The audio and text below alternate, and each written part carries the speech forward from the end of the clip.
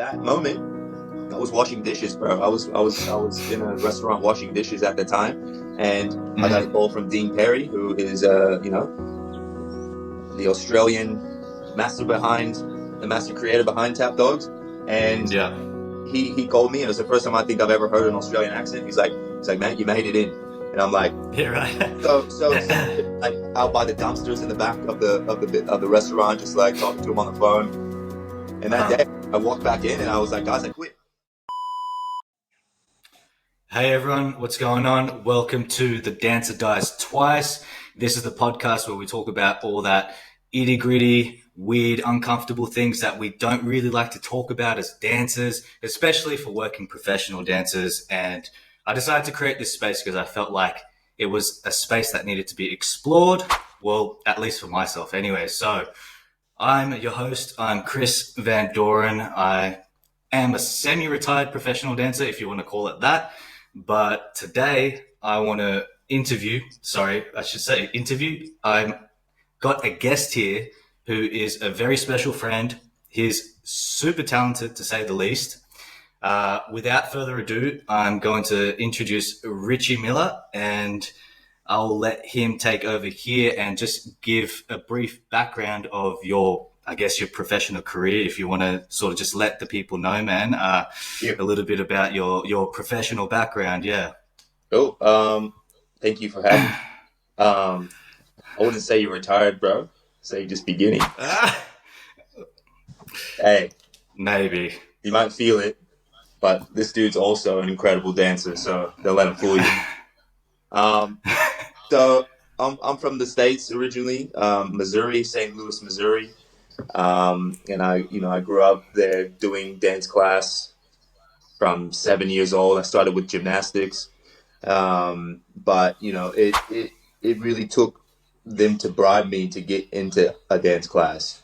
I was terrified. I would just dance in my living room, watching Michael Jackson, watching anything that would make me move and shake, listening to music. Parents always listen to different types of music, rap, country, whatever it may be. I was always moving and dancing. So they're like, you need to get into dance class.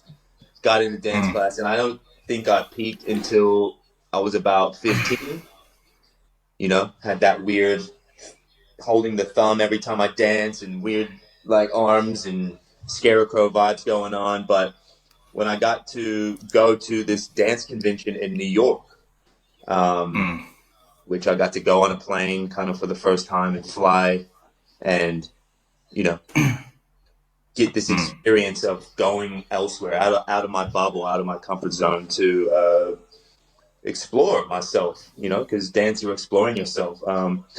I got to be surrounded by all these sort of upcoming professional dancers at the time, which they're all professional now, but they were upcoming and they were hungry for it. They were fighting for it. They loved it. They were obsessed with it. And they were doing this every year. They would go to New York to this same dance convention. And, at this dance convention, from there, I was just like, okay, because at dance school, it was just 3, 4, 5 other boys and the rest were girls. But, right. And back then it was a girly thing. All my friends were like, why are you dancing? Why are you dancing all the time? But this dance convention really opened my eyes to this other world of, I guess, masculinity.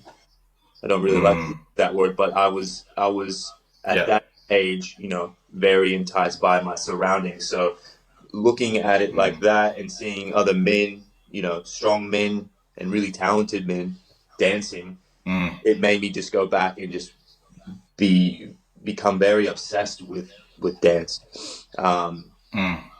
And there I just practiced. I started practicing at home because you can get stuck in just doing like dance class, and then whatever you're doing at home, you're doing at home.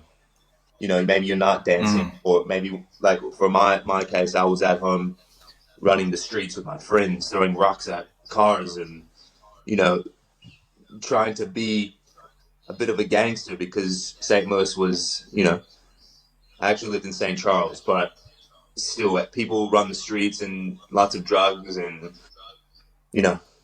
enticing moments of do this, do that. And at the same time, I was dancing and doing sports, but only, like I said, when I was 15 and went to this dance convention, did I get back home and I was starting to dance outside of dance class and really take it to a new level. Anyways, fast Right. forward to 18, I got offered to do a show called Tap Dogs. Um, Yeah. there was one other guy in the show from my dance school. His mother was the dance school owner, and he'd been touring already. And he told her that there were auditions happening, and they were just video submissions. And I never done even a Yeah. solo number like for competition, dance competitions and stuff. I was always like very scared to do solos, and you know And this is at 15, right? well, no, this is more around 17, 18 when I got approached with this. Right. Okay. But like Okay. throughout my whole dance training, like I was terrified to do Yeah. it, let alone like perform, but like a solo, because we had to do dance Yeah. and Yeah.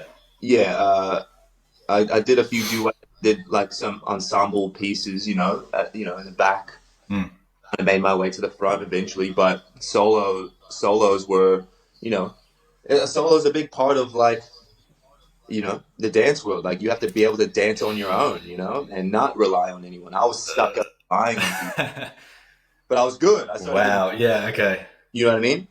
Anyways, Yeah. Yeah. Yeah. Yeah. I had to do this solo audition, and it was just a video submission. I've Right. never heard of Tap Dogs. I saw there was a poster in the dance school, but I didn't know Mm. what Tap Dogs was, and Right. I'd done a solo. So I had to do this submission, learning all this choreography from Tap Dogs, and yeah, there was one other guy that auditioned, but out of me and him, he didn't really want to do it. He was like my best friend at the time. He wanted to play music, and Mm. so it went to me. And from that moment, I was washing dishes, bro. I was in a restaurant washing dishes at the time, and I got a Mm. call from Dean Perry, who is the Australian the master creator behind Tap Dogs, and Yeah. he called me, and it was the first time I think I've ever heard an Australian accent. He's like, "Man, you made it in," and I'm like, Yeah. Right. so like out by the dumpsters in the back of the restaurant, just like talking to him on the phone. And that Uh-huh. day, I walked back in, and I was like, "Guys, I quit." And I had maybe 3 months until I went on tour, but I quit that day. I was so excited. I was like, I'm never working like this again. I'm never gonna be, a slave to this Yeah. Yeah. Yeah. again. And Yeah. Yeah. yeah, no. From there, I jumped straight in. We toured around the states, and then Yeah. after I toured pretty much all the states, we went to Mexico, had a bit of a break, and then they asked me to come to do the London stint in the West End. I was probably 19, and Jeez. Adam Garcia was starring in that. It's where I met Mm. a lot of the boys who I'm friends with now. I think Yeah. that's how I met you as well through that period, because Yeah. Yeah.